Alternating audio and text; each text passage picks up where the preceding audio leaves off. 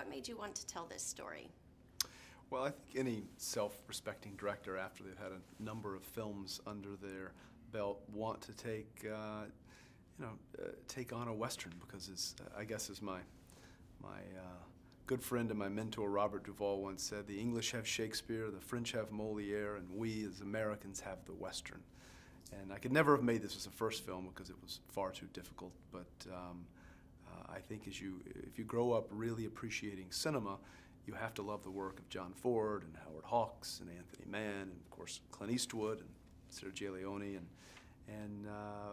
but more than being a Western, I also wanted the picture to speak to the America that we now find ourselves living in, and I wanted to explore the racial and cultural divide that unfortunately appears to be getting wider by the day, and I wanted it to feel like it was 1892 but also 2018. Excellent. You actually just talked about this a little bit, but if you can elaborate, what were some of your influences and inspirations for both the script and the direction of the film?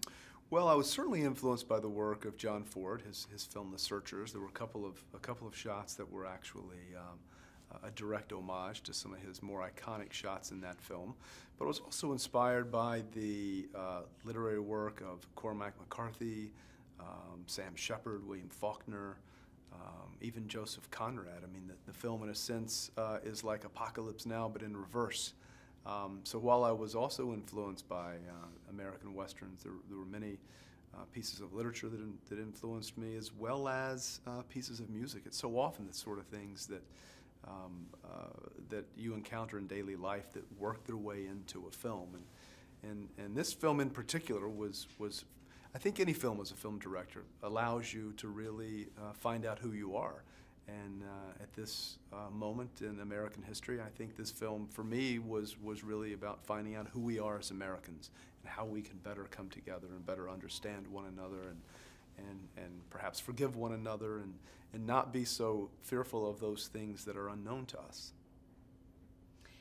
As a director, were there any specific challenges in filming a Western? There were a multitude of challenges every day. Very high elevation, sometimes at 12,000 feet above sea level. We shot during the monsoon season, so daily bouts of torrential rain and lightning. There were rattlesnakes, there were a few bear. You're dealing with a lot of horses and darker psychological material, lots of actors, and a film that's both action-oriented as well as character-driven. So every day I was faced with monumental challenges, and I would always say to myself, my gosh, what did John Ford do? He must have made 40 of them. So I carried on. And on we go. Talk about shooting in Santa Fe and Colorado. Well, in all four of my films, location is extremely important to the narrative. It's almost like another character. It's almost like the lead actor, essentially, because we're all influenced by our environment, and none more so in my films. Santa Fe I had shot in when I made my first film, Crazy Heart, and I had really responded so beautifully to that landscape, and it speaks to the majesty of the American West. And then being able to start in Santa Fe and then work our way northward in through Colorado, up through the Rockies toward Wyoming was really actually a dream, because so often you find yourself in a movie set saying, I would never be in this particular location if I were not directing a film. And it's very rare to find yourself at 12,000 feet up in the Rocky Mountains with a crew of actors and horses and all of the artisans that help you make a film. I can't say enough about the locations in this film, because they really inform not only the narrative, but the psychology of the characters from when the film begins in New Mexico in the desert landscape all the way up through Yellowstone into Montana with the very lush majesty of the American West. It was, thus far, of the four films I've directed, my best experience. It is very as beautiful. difficult as it was. Okay. Did you have a favorite scene to film, even if it was the most challenging? Well, there were a couple of challenging scenes. I would say more so, of the four films that I've directed, the most challenging scene I've ever directed was the opening of the film, in which my two young daughters play Rosamund Pike's daughters. That was quite difficult, because I'm I was nervous as they were making their screen debut. There were lots of horses. There was lots of gunplay, and of course, you always want your children to excel. And in the end, they far exceeded my expectations. That was challenging and an interesting day. When you see the film, viewers, you'll understand what I'm talking about.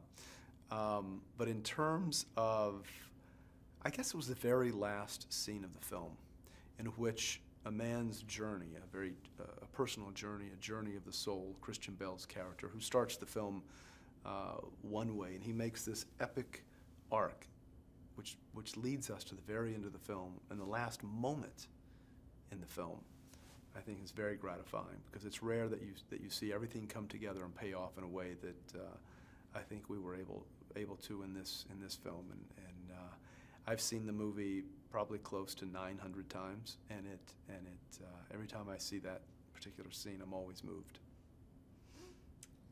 Talk about working with this incredible cast, and how did you know that they were the right actors to play these characters? And actually, what you said last night was great, if you want to. Well, generally, I write with actors in mind, and I've started that with my first film.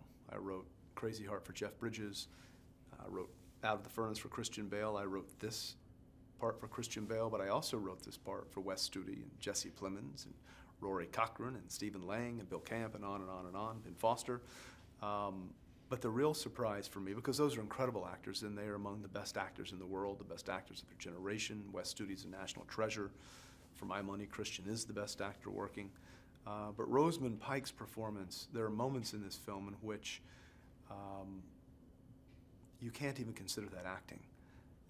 You don't learn what she conveys on screen at the Royal Academy of Dramatic Art or at the Actors Studio. It comes from a deeply primal place, and it's the type of work that will stay with you well after you leave the cinema, and certainly the work of Christian and Wes.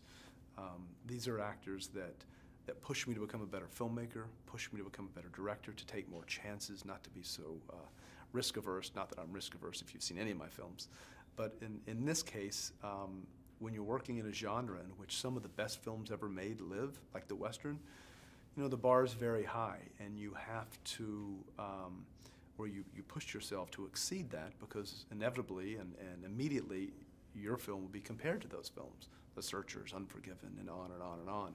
So it takes a team of actors that will allow you to feel courageous enough and safe enough to make the kind of choices and take the kind of risks that I think are important for a film like this.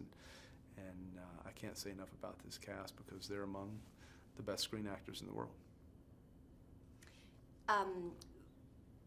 What would you like audiences to take away from the film? I would like audiences to realize that we're at a tipping point in America at the moment. And America's never been more polarized than we are now. And you can look at two men from two very disparate worlds, one who's a United States cavalry captain and another who's a Cheyenne prisoner, and how these two men have been taught over years and decades to greatly dislike one another, essentially taught and learned hatred, and how over the course of the journey of this film, these two men can come to better understand one another, to reconcile with one another, and essentially become more enlightened human beings. And I think that's never more needed than at this moment in America. That's what I want audiences to take away.